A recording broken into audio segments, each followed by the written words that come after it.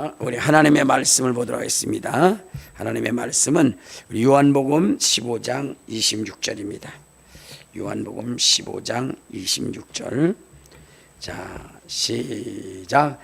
내가 아버지께로부터 너에게 보낼 보혜사 곧 아버지께로부터 나오시는 진리의 성령이 오실 때에 그가 나를 증언하실 것이요. 아멘.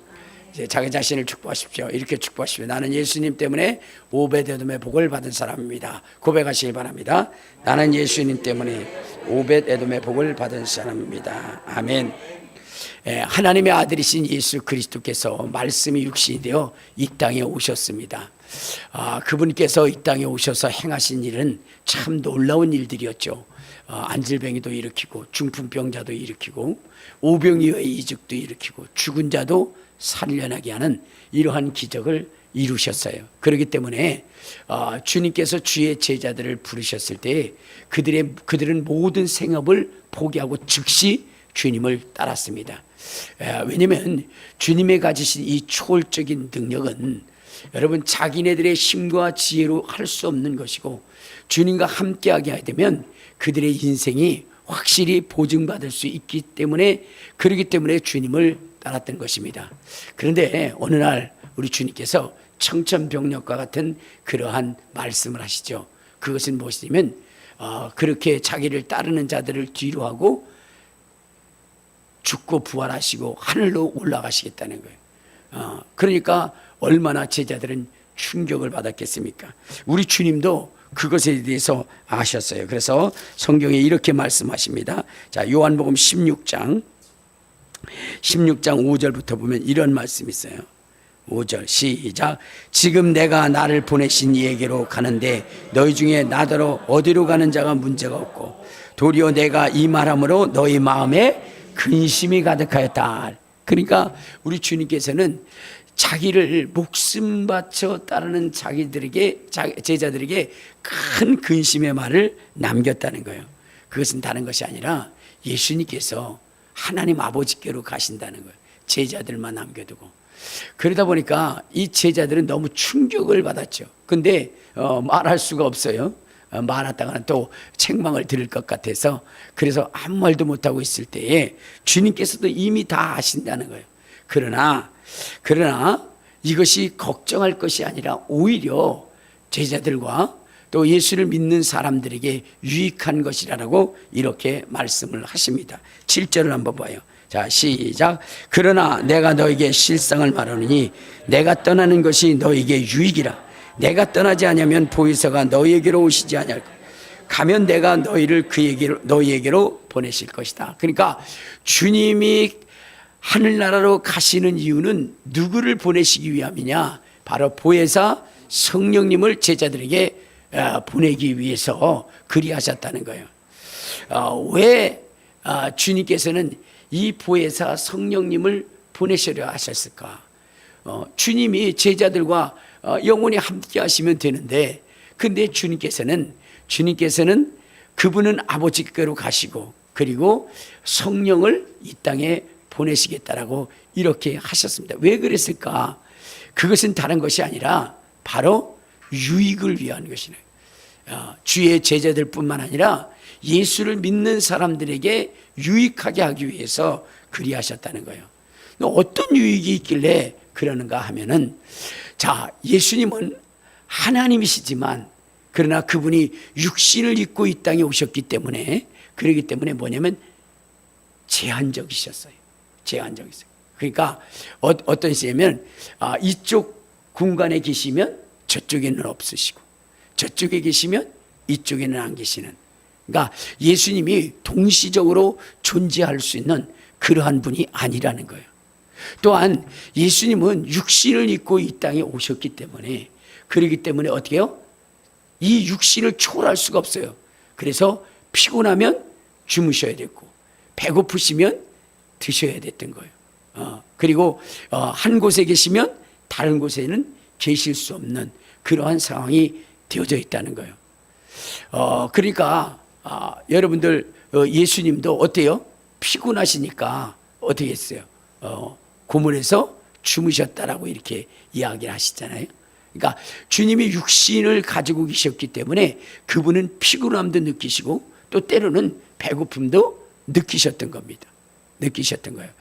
자, 또 여러분들 지금 주님과 함께 있지만 그러나 위경을 만났을 때에 그분이 깨어있지 않으시면 그 위경에서 건짐을 받을 수 없다는 거죠. 제자들이 이제 배를 타고 갈릴리 바닷가를 지나가실 때에 그때 풍랑이 일어났어요.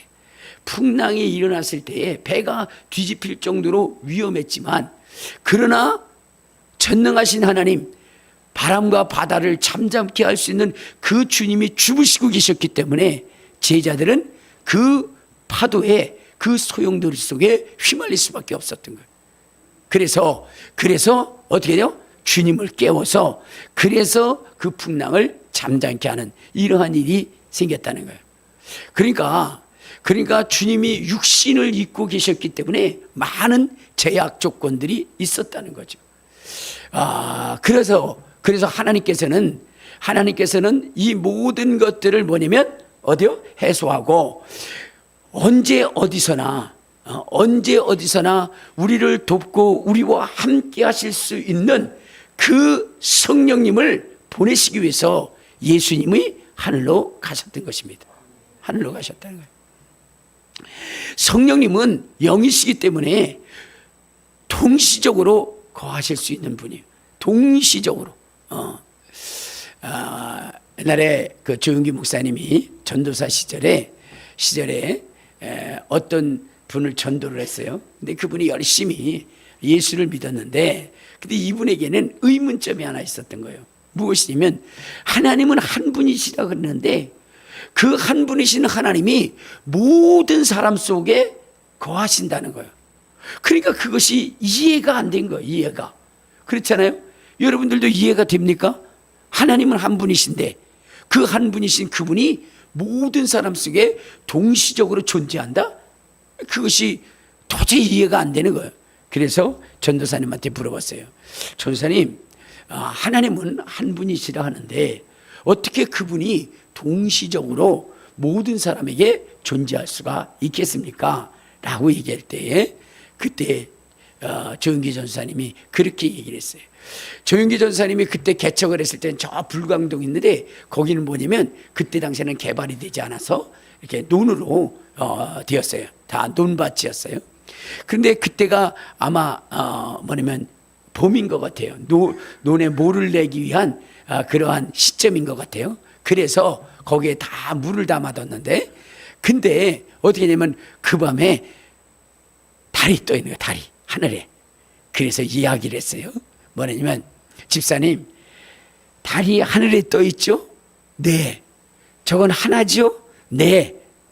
그런데 오늘 그 달이 순인의 집에도 있고, 논에도 있고 영인의 논에도 있고 그 다음에 철순의 논에도 있지 않습니까?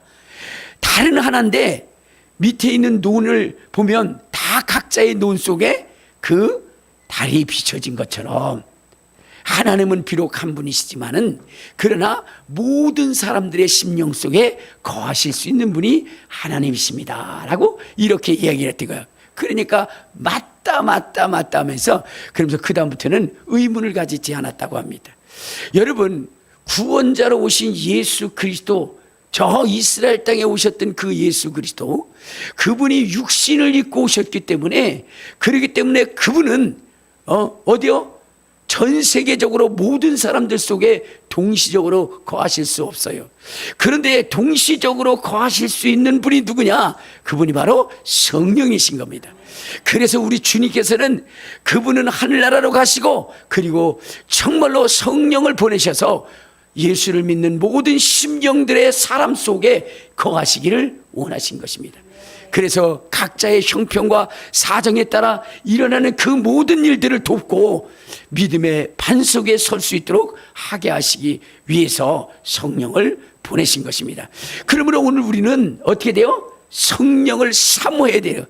하나님께서 그렇게 보내시고자 했던 그 성령, 예수님께서도 그렇게 보내시고자 했던 그 성령을 우리가 사모하고 흠모해야 되는 것은 내 심령 속에 그 하나님을 모시기 위함입니다. 모시기 위함이에요. 그래서 우리가 어떻게 돼요? 바로 성령을 사모해야 됩니다.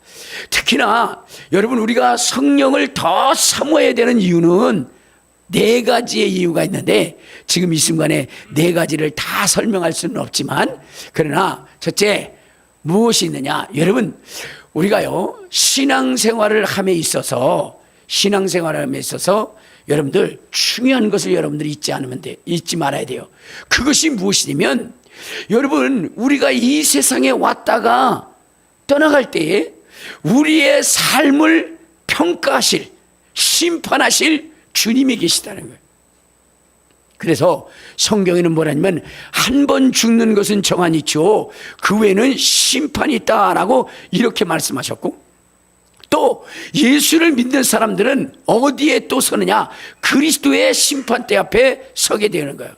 그러니까 일반적인 사람들은 어디에 서느냐? 하나님의 심판대에 서서 예수를 믿었느냐 안 믿었느냐에 따라서 지옥 가느냐 천국 가느냐가 결정되어지고, 또 이 중에 예수 믿는 사람들은 또 어디에 서게 되냐? 그리스도의 심판대 앞에 서서 그들의 행한 대로 뭐냐면 상을 받기도 하고 책망을 받기도 하게 되어져 있다는 거예요.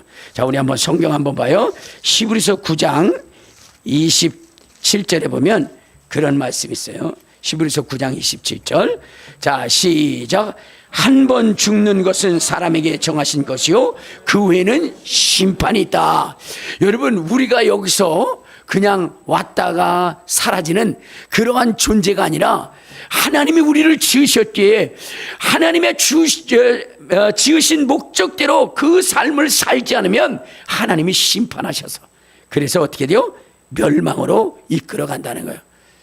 그래서 성경은 우리에게 뭐라고 얘기했냐? 하나님의 손에 빠져 들어가는 것이 무섭다라고 이렇게 얘기했어요. 자, 그런데 이제 그 하나님의 그런 영원한 지옥 형벌을 면한 우리에게 또 하나의 심판이 있는데, 그것이 뭐냐면 그리스도의 심판대 앞에 서는 거예요. 자, 우리 한번 성경을 봐요. 어디를 보시냐면 고린도전서 5장 10절을 한번 봐요. 고린도후서 5장 10절. 고린도후서 5장 10절에 보면 이렇게 얘기합니다. 자, 시작. 이는 우리가 다 반드시 그리스도의 심판대 앞에 나타나게 되어 각각 선악간에 그 몸으로 행한 것을 따라 받으려 함이라. 그러니까 우리도 또한 어디냐?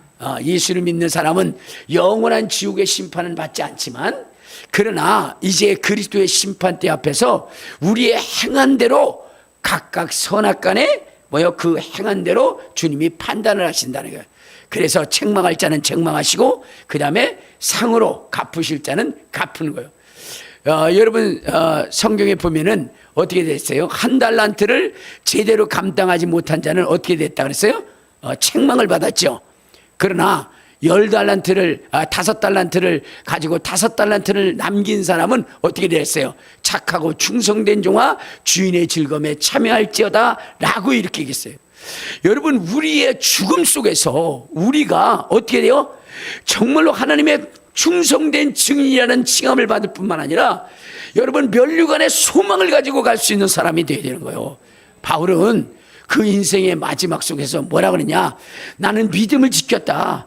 나는 주님의 맡겨진 사명을 감당했다. 그러기 때문에 이제 의로우신 재판장이 나타나서 내게 영광의 면류관을 주실 것이라 라고 이렇게 고백했던 것처럼, 여러분, 우리도 우리의 인생의 삶의 끝속에 하나님이, 예수님이 우리를 판단하셔서 정말로 수고하고 땀 흘리고 열매 맺는 인생에 대해서는 상으로 갚으시지만, 그렇지 않은 자에게는 엄한 책망을 하신다는 것입니다.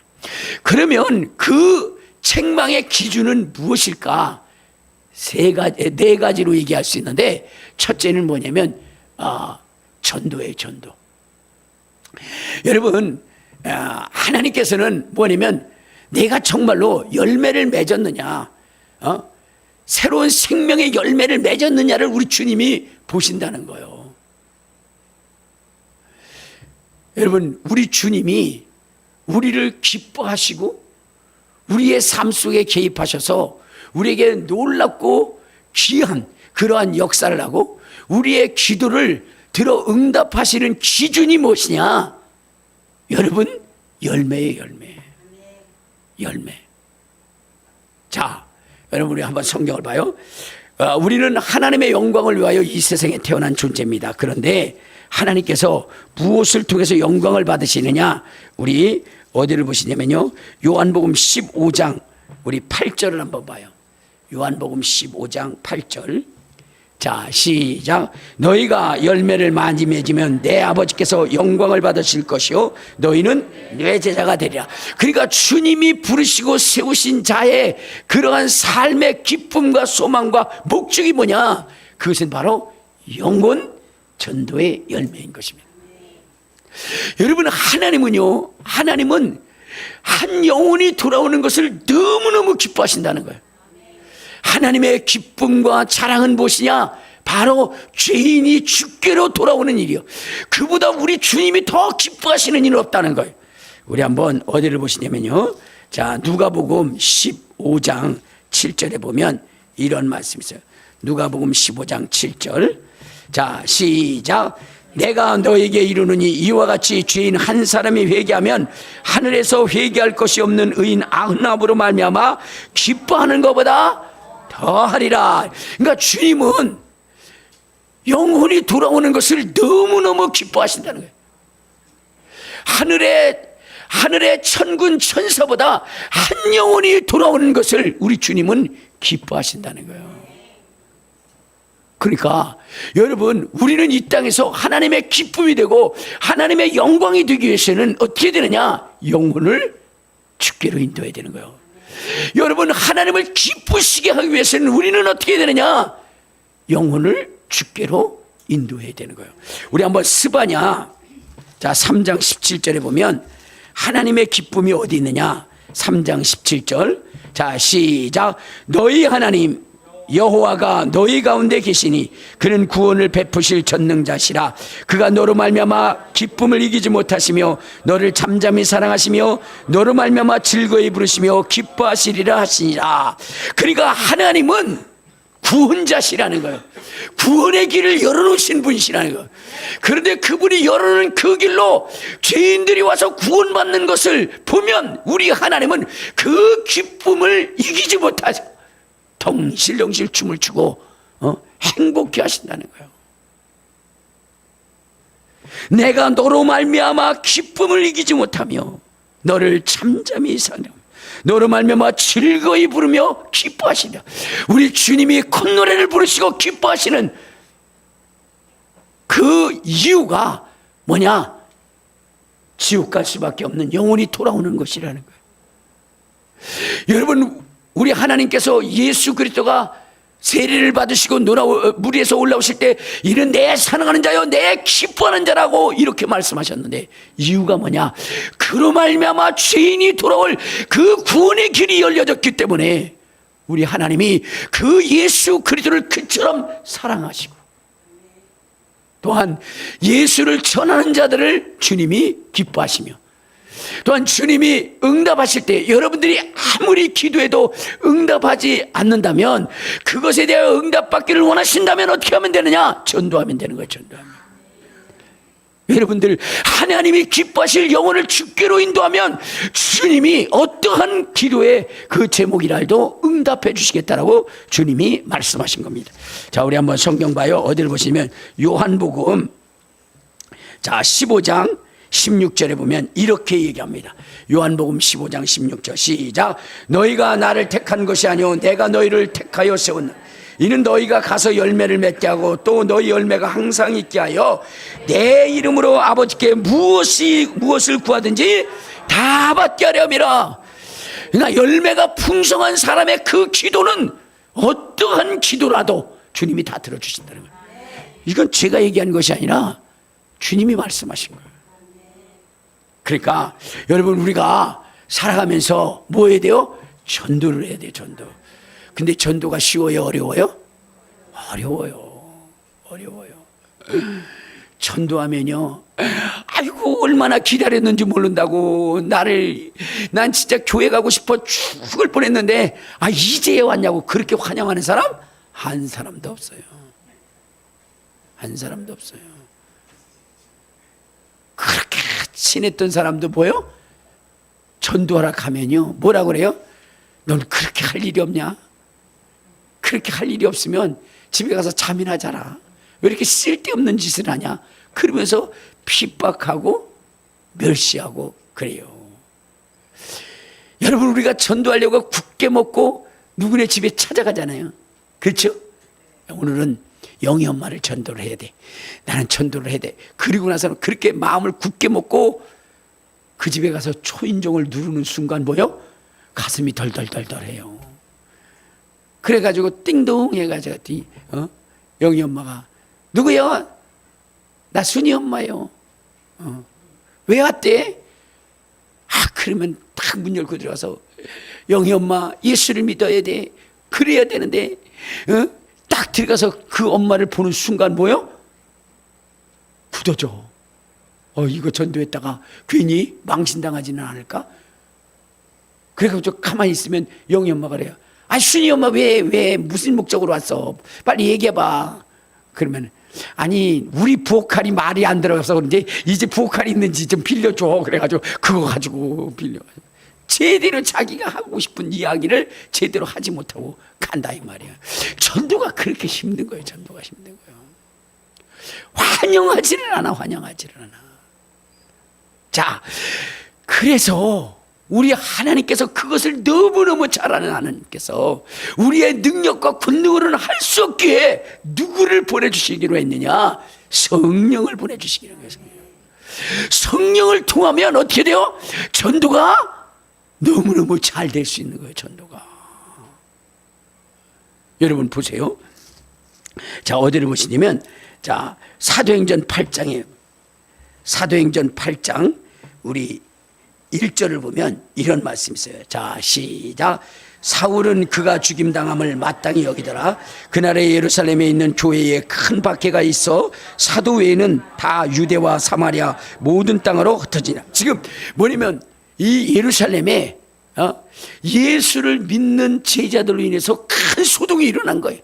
그래가지고 어떻게 돼요? 관원과 재판장들이 일어나서 이 예수 믿는 사람들을 핍박을 하게 되니까, 그러니까 어떻게 되느냐? 이 사람들이 다 전국적으로 흩어져 버렸어요. 왜? 그날 걸리면 어떻게 해요? 감옥에 가고 잘못하면 스데반처럼 죽을 수도 있기 때문에, 그렇기 때문에 다 뭐냐면 지방으로 흩어졌는데 4절을 한번 봐요. 4절. 자, 시작. 그 흩어진 사람들이 두루다니며 복음의 말씀을 전할세 빌립이 사마리아 성에 내려가 그리스도를 백성에게 전파하니. 자, 여러분 지금 예루살렘에 핍박이 왔어요. 근데 그 핍박이 뭐냐? 예수를 믿으면 옥에 가두고 예수를 믿는다고 하면 죽임을 당할 수도 있는 그 엄청난 핍박이 있을 때에 여러분 지방으로 내려가서 어떻게 돼요? 지방에 내려가서 숨지기고 있어야 될 거 아니에요. 그런데 이 빌립이라고 하는 사람은 거기 가서도 예수 그리스도 이 생명의 구원의 그 은총을 전했다는 거예요. 그리고 거기 있는 사람들이 다 예수를 믿게 하고 그 성의 기쁨이 충만할 수 있도록 그렇게 했다는 거예요. 아니 지금 예수 믿는다는 것 때문에 핍박을 받았는데 그것 때문에 도망간 사람이 한 성에 내려가서 거기서 전도를 해가지고 수많은 사람들을 죽게 한다고 그 사람들이 예수 때문에 기뻐하고 즐거워할 수 있도록 그렇게 만들었다는 거예요. 아니 무엇이 그 빌립으로 하여금 그렇게 했을까? 그는 어떤 사람이냐? 자, 우리 한번 봐요. 사도행전 6장 5절에 보면 이렇게 얘기해요. 사도행전 6장 5절. 자, 시작. 온 무리가 이 말을 기뻐하여 믿음과 성령에 충만한 사람 스데반과 빌립. 자, 여기 보니까 스데반과 빌립이라고 하는 사람이 있었는데 이들은 어떤 사람이냐? 믿음과 성령이 충만한 사람이었다는 거예요. 믿음과 성령이 충만했기 때문에, 그렇기 때문에 어떻게 해요? 여러분, 그는 전도하는 일에 목숨을 걸게 되고 그 일이 그의 기쁨이고 자랑이고 영광이 되어졌다는 거예요. 자, 그러니까 우리도 어떻게 돼요? 전도하려면 어떻게 돼야 돼요? 성령의 충만함을 받아야 돼요. 성령의 충만함을. 성령의 이끌림을 받으면 성령은 항상 전도하는 일에 힘쓰게 되는 거예요. 다시 한번 또 어디를 보시면, 자, 사도행전 8장, 자, 29절에 보면 빌립을 어디로 이끌어가는, 29절 시작. 성령이 이르되 이수레로 가까이 나아가라 하는 것을, 자, 여기 보니까 성령이 빌립을 이끌어갔는데 어디로 이끌어갔느냐? 에디오피아 내시에게 이끌어간 거예요. 그래서 그 성령을 통해서 복음을 전하게 하고, 그리고 어떻게 돼요? 세례를 받을 수 있도록 그렇게 했다는 거예요. 자, 우리 한번 39절을 봐요. 39절 시작. 둘이 물 위에서 올라올새 주의 영이 빌립을 이끌어간지라 내시는 기쁘게 길을 가므로 그를 다시지 못하. 즉 성령이 빌립을 누구에게로 이끌어갔느냐? 에디오피아 그런 여왕의 그 내시에게 이끌어가서 그로 하여금 빌립으로 하여금 복음을 전하게 하고, 그리고 그 복음을 받아들이게 하고, 그로 하여금 세례까지 받을 수 있도록 해서 그 속에 기쁨이 충만할 수 있도록 만들었다는 거예요. 누가 그렇게 하셨느냐? 성령이. 그러니까 여러분, 우리의 힘과 능으로는 복음을 전하는 일이 너무너무 힘들고 어렵지만, 그러나 성령이 함께 하시면 어떻게 돼요? 너무나 쉬운 거예요. 그래서 어떻게 하시라고? 성령의 충만을 받아서 주의 복음을 전해서 하나님 앞에 칭찬받는 그러한 사람이 되게 하기 위해서 어떻게 해요? 예수님은 성령을 우리 속에 보내신 것입니다. 그러니까 우리가 뭐 해야 돼요? 성령의 충만함을 받아야 돼요. 성령의 충만함. 전도하기 위해서 전도해요. 여러분, 하나님께서 예수님을 보내신 목적이 전도고 우리를 보내신 목적도 전도인 것입니다. 자, 우리 어디를 보시냐면 마가복음 1장. 자, 마가복음 1장 우리 38절에 보면 이렇게 얘기합니다. 38절 39절 시작. 이르시되 우리가 다른 가까운 마을들로 가자. 거기서 전도하리니 내가 이를 위하여 왔노라 하시고, 이에 온 갈릴리에 다니시며 그들의 여러 회당에서 전도도 하시고 또 귀신을 내쫓으시더라. 그러니까 전도하는 일에 누가 역사하시는 것이냐? 예수님이 하셨는데, 예수님이 어떻게? 성령의 충만함을 받았어요. 그리고 우리도 전도하기를 힘쓰려면 누구를 받아야 돼요? 성령의 충만함을 받아야 돼요. 성령의 충만. 또 여러분, 우리의 사명이 뭐냐면 전도뿐만 아니라 또 하나 기도하는 사명이 있어요. 기도하는 사명. 주님께서는 우리에게 뭐 하라고 원하시냐? 기도하라 하셨어요. 여러분, 항상 기뻐하고 쉬지 말고 기도하라세요. 여러분, 기도는 결코 멈춰서는 안 돼요. 기도는 우리의 영혼의 호흡과도 같은 거예요. 여러분, 호흡을 멈추면 사람이 죽는 것처럼 기도를 멈추면 여러분 그 신앙이 정말 혼수 상태에 들어갈 수가 있어요. 그래서 기도하라고 말씀하셨어요. 기도하라고. 여러분, 기도하면 생명이 더해지는 것이고, 기도하면 하나님과 거룩한 교통이 이루어지는 것이고, 기도하면 믿음이 성장되어지는 것이에요. 여러분, 사무엘이라고 하는 사람이 정말로 대단한 신앙이에요. 그가 한 말이 뭐요? 하나도 땅에 떨어지지 아니했다는데, 이유는 뭐냐? 그는 기도에 쉬는 죄를 범치 않았기 때문이라는 거예요. 여러분 보세요. 이 엘리야가 갈멜산성에서 기도할 때에 이스라엘의 대변혁의 역사가 일어난 것입니다. 여러분, 엄청난 변화의 역사는 기도하는 데부터 이루어지는 거예요. 기도하는데. 그래서 주님도 어떻게 해요? 항상 기도하신 것입니다. 새벽에도 낮에도 밤에도 온 밤을 지새우면서 기도하는 거예요. 그런데 기도 또한 쉽지가 않아요. 여러분들 보세요. 기도하려고 작정해서 막 기도하면 나름대로 그냥 진짜 오래 기도했다라고 이 정도 되면 1시간은 됐을 거야 라고 해서 눈 떠보면 10분밖에 안 됐죠. 기도가 그렇게 힘들어요. 왜? 기도를 방해하는 존재가 누구이기 때문에? 마귀 사단이기 때문에요. 그런데 그 기도가 어떻게요?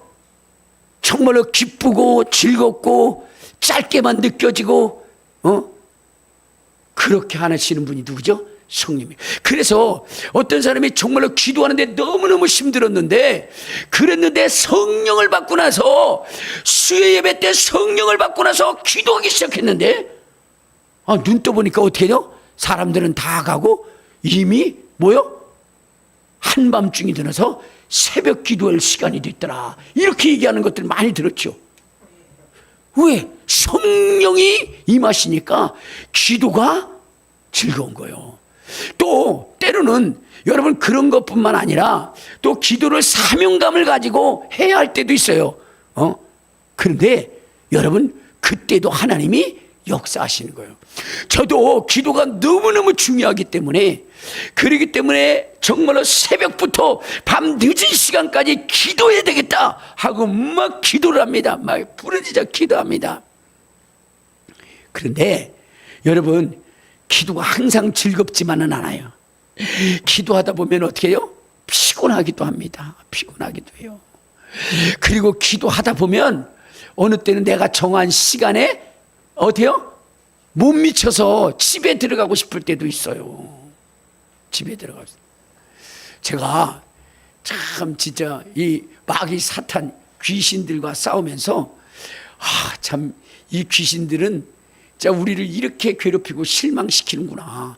그래서 더 기도해야 되겠다라고 생각한 그 생각이 드는 것은 무엇이냐면 그래요. 여러분 제가 새벽부터 막 기도하기 시작했잖아요. 주여 역사해 주시옵소서. 그리고 기도하잖아요. 그럼 기도하다 보면 하루 종일 기도하다 보면 어떻게 돼요? 어느 순간인가 피곤해서 졸아요. 어느 순간인가.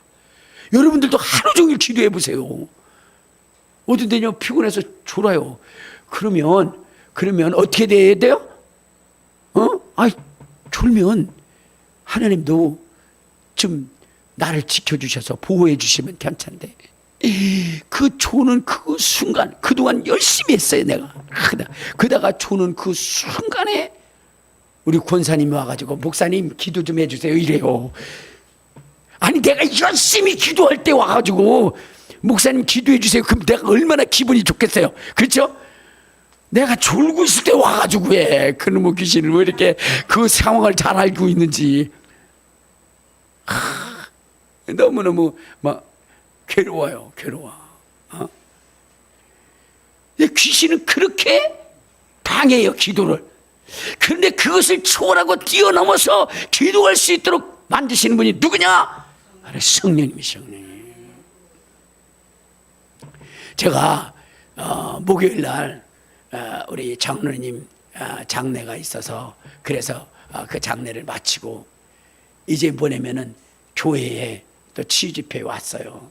치유 집회 와서 또 마무리 기도하고, 그리고 나니까 좀 몸은 좀 뭐냐면 좀 힘이 들었잖아요. 자, 그런데 근데 어떻게 되냐면 그 밤도 11시 반까지 또 기도를 해야 되잖아요. 기도를. 그래가지고 집에 들어가서 밥 먹고 나와가지고 또 기도를 하는데 별 생각이 다 드는 거예요. 오늘은 좀 10시까지만 하고 들어갔으면 좋겠다라는 생각이 드는 거예요. 그래가지고 기도하면서 핑계거리를 찾는 거예요. 어떻게 하면 들어갈 수 있을까? 근데 성도들한테는 11시 반까지 한다고 선포는 해놨고, 그러니까 이 생각 저 생각하면서 핑계거리를 찾는 거예요. 오늘은 10시에 들어갔으면 좋겠다. 그런데 하나님이 내 소원을 들어주셨는지 10시까지 와야 할 우리 조영금 집사님과 동생분이 안 오신 거야. 그리고 우리 황세란 권사님이 계세요. 우리가 11시 넘을 때까지 기도할 때는 뭐냐면 이렇게 황세란 권사님하고 조영금 집사님하고 조영자 집사님 동생 되시는 분하고 또 이순애 권사님 이렇게 할 때가 많이 있거든요. 근데 그날은 어떻게 됐어요? 조영금 집사님이 안 오신 거야. 그러니까 얼마나 기쁜지. 왜냐면 여러분 11시 반까지 기도하려면 어떻게 되겠어요? 황세란 권사님하고 나하고 둘이 기도해야 되잖아. 그럼 밤에 둘이 있으면 되겠어요? 그러니까 어떻게 되냐면 핑계가 된 거야 그냥.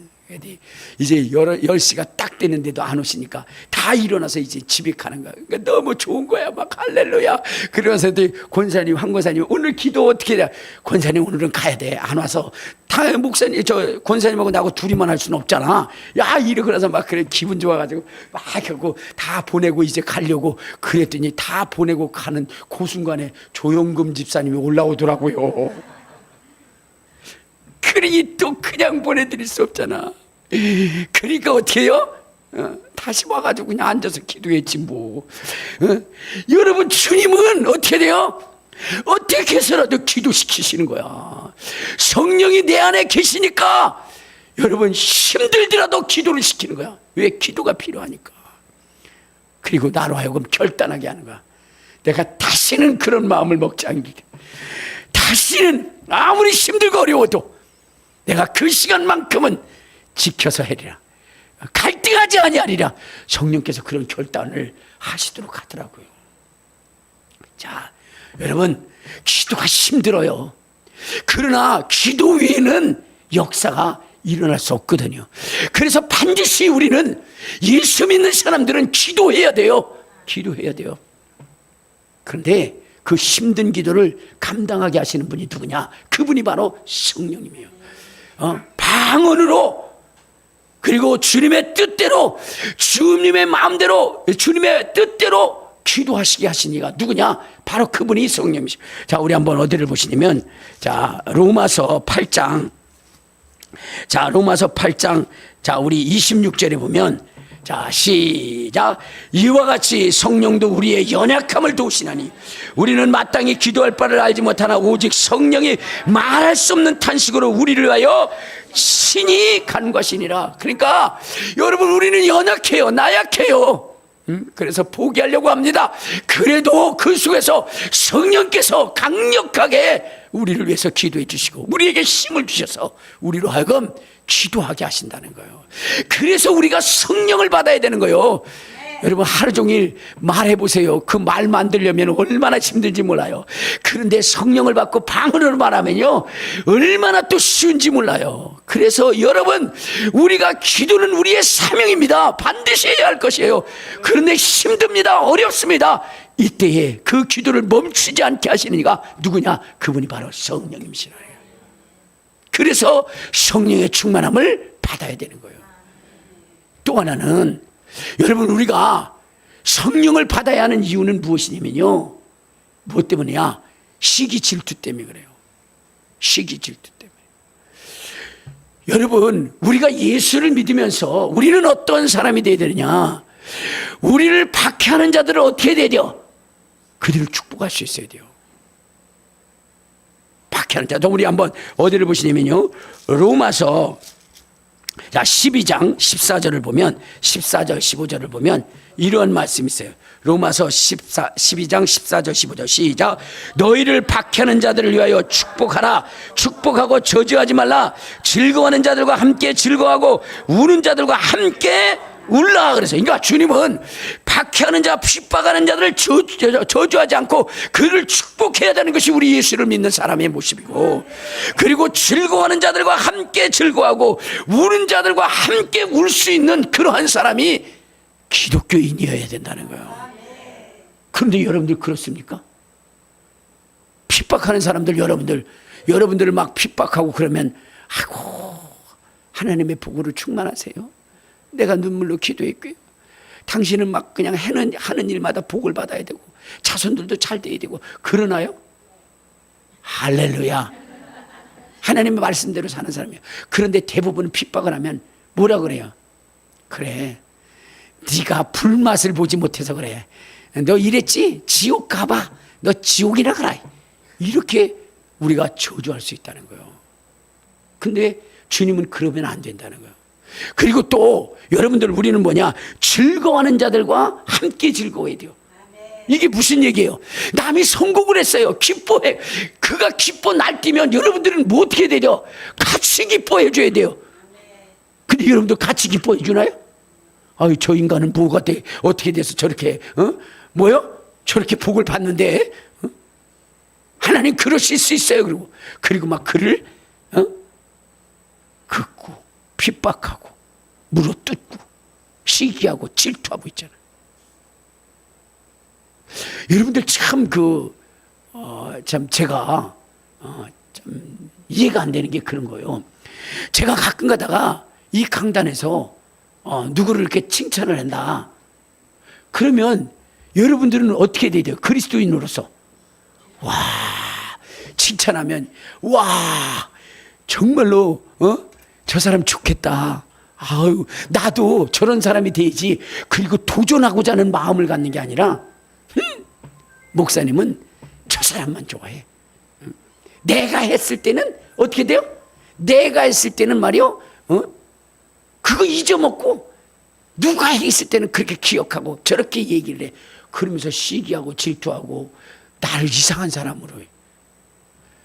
여러분 제가요 잊어먹어서 그 사람을 미워서 아는데도 그 사람을 칭찬하지 않는 게 아니에요. 제가 어떻게 돼서? 잊어먹어서 그러는 거예요. 잊어먹어서. 제가 잘 잊어먹어요. 잘 잊어먹어요. 그래서 잊어먹어서 했는데 여러분들은 그걸 보면서 아유 우리 목사님 참 기억력이 안 좋아지셨다. 내가 그를 위해서 기도해야지. 이렇게 해주면 얼마나 좋아요. 왜 나 때만 잊어먹어? 나 때만 잊어먹어. 무슨 나 때만 잊어먹어. 그래서 막 그냥 나하고 감정 있는 거 아니야? 뭐 이렇게 생각하시는 분들이 있어요. 여러분 나로 하여금 잊어먹게 하신 것은 그것은 여러분들을 축복하는 거예요. 하나님이. 왜? 성경에 보면 뭐냐면 왼손이 하는 일을 오른손이 모르게 하기로. 그래서 어떤 청년이 주머니에다 손 넣고 청소를 하는 거야. 너 왜 인마 양손으로 하지? 했더니 목사님 성경도 못 봤어요? 오른손이 청소하는 거 왼손이 모르게 하기 위해서. 여러분 그러면 어떻게 돼요? 그 상이 하늘에서 해야 한다는 거예요. 뭐냐면 나발 불지 말라는 거예요. 자 우리 한번 어디를 보시면 마태복음 6장을 한번 봐요. 자 마태복음 6장. 자 거기에 3절을 한번 봐요. 3절. 자 시작. 너는 구제할 때에 오른손이 하는 일을 왼손이 모르게 하여 내 구제함을 은밀하게 하라. 은밀한 중에 보시는 너희 아버지께서 갚으시. 여러분 하나님께서 갚아주시기 위해서 나로 하여금 잊어먹게 하는 거예요. 그런데 나발 부는 사람들은 뭐라 했어요? 2절 마지막 절에 그들은 자기 상을 이미 받았느니라. 자 우리 6장 16절에도 보면 이렇게 얘기했죠. 자 시작. 금식할 때에 너희는 외식하는 자와 같이 슬픈 기색을 보이지 말라. 그들은 금식하는 것을 사람에게 보이려고 얼굴을 흉하게 하느니라. 내가 진실로 너에게 이르니 그들은 자기 상을 이미 받았느니라. 그러니까 여러분 제가 잊어먹더라도 하나님이 나한테 상을 더 주시려고 그러는구나 이렇게 해야지. 목사님은 나만 잊어먹어 막 그래. 여러분 잊어먹는 건 제가 하고 싶어서 하는 것이 아니라 누가 그렇게 하시는 거예요? 하나님이 하시는 거예요. 그때 여러분들 어떻게 돼요? 하나님의 때를 기다리면 하나님이 엄청난 복을 주신 거예요. 여러분 요셉이라고 하는 사람이죠. 요셉이 감옥에 있을 때에 같이 갇힌 두 사람이 있었어요. 떡 굽는 관원장과 술 관할을 하는 관원장이 있었어요. 근데 그들이 꿈을 꿨어요. 술 관원장 어떻게 돼요? 술 관원장이 자기 꿈을 얘기할 때 요셉이 뭐라죠? 너 3일 후에 복직될 거야. 그러면서 부탁했죠. 3일 후에 복직되면 나 잊지 말아줘. 이렇게 얘기했어요. 떡 굽는 관원장에는 뭐냐면 너 3일 후에 처형당할 거야. 이렇게 얘기했어요. 그러니까 그들에게 3일 그 다음에 요셉의 꿈 해석은 잃어버릴 수 있어요 없어요? 없는 거예요. 잃어버릴 수 없는 거예요. 그런데 여러분 신기한 게 있어요. 자 우리 한번 창세기 40장. 자 창세기 40장 23절에 보면 이렇게 나와요. 자 자, 우리 40장 23절. 자, 시작. 술 맡은 관원장이 요셉을 기억하지 못하고 그를 잊었더라. 아니, 여러분, 3일 전에, 3일 전에 그 얘기를 들었으니까 이틀 되면 오늘, 이제 이틀 남았네? 하루 남았네? 얼마나 그걸 세음을 하겠어요? 그런데 잊어먹겠어요? 근데 잊어먹었다는 거예요. 누가 잊어먹게 한 거예요? 하나님이 잊어먹게 한 거예요. 요셉은 술 권한장을 원망하지 않았어요. 언제까지 잊어먹었냐면 2년 뒤까지 잊어먹었어요. 여러분, 아무리 그래도 그때는 잊어먹었다 할지라도 그래도 2년 사이에 중간에 한 번쯤은 기억날 거 아니겠어요? 술 마시다 보면. 그런데 2년 동안 새카맣게 잊어먹은 거야. 근데 그것은 뭐예요? 하나님의 뜻이었다는 거예요. 그러니까 여러분들, 뭐냐면 누가 뭐라 그래도 누구만 그렇게 위하는 것이라고 그러면서 그렇게 시기 질투하지 마시고, 또 자기가 한 일을 내가 잊어먹었다 할지라도 하나님이 나를 더 크게 축복하려 하시는구나, 이렇게 긍정적인 생각을 긍정적인 생각. 알겠습니까? 그런데 그렇게 하기가 쉽지가 않아요. 쉽지가 않아. 그래서 누가 오셨느냐? 성령이 오신 거예요. 성령이 오시고 나면 어떻게 해요? 남의 행동하는 그 모든 일이 기쁘고 즐겁고 행복하고 축하해 주게 되고, 남이 슬픈 일을 당하면 같이 애통해 주고 그렇게 되는 거예요. 그러니까 여러분들이 볼 때 남이 잘 됐을 때 자꾸 뭐냐면 속이 뒤집어지면 뭐가 충만한 거예요? 귀신이 들어와 충만한 거예요. 근데 남이 잘 됐을 때 막 자도 기뻐. 그러면 누가 들어와 계신 거예요? 성령이 들어와 계신 거예요. 남이 슬픈 일을 당했을 때 쌤통이다 그거 진짜, 그렇게 까불더니 완전 잘 됐다, 이렇게 되면 뭐가 들어와서 충만한 거예요? 귀신이 들어와서 충만한 거예요. 근데 같이 슬퍼해주고 같이 안타까워해주면 누가 들어와 계신 거예요? 성령이 들어와신 거예요. 이것은 하나님이 기억하셔서 하나님이 상으로 갚아주시는 것이니, 여러분 정말로 시기와 질투로 하나님부터 심한 책망을 받지 마시고 주님의 말씀을 순종하여 하나님께 영광 돌릴 뿐만 아니라 주님의 주시는 상의 주인공이 될 수 있기를 주님의 이름으로 축원합니다. 그러기 위해서는 성령 충만함을 받아야 돼요. 성령 충만.